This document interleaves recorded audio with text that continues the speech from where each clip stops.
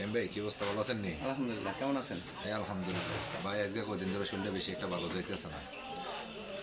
বুকটা খালি দুক দুক করে, কলজাটা খালি জ্বলে। খাইলে খিদা লাগে না, ঘুমাইলে চোখ দেই না। এখন কি সমস্যা একটু জানেন?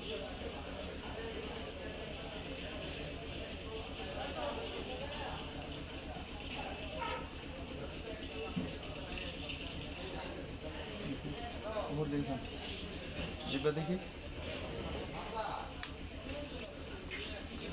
আপনার যে সমস্যা, এটার জন্য আসলে তেমন কোনো ওষুধের দরকার নাই। কারণ আল্লাহ রাসূল বলছেন যে কালো জিরা হাজারো রোগের মহা ঔষধ।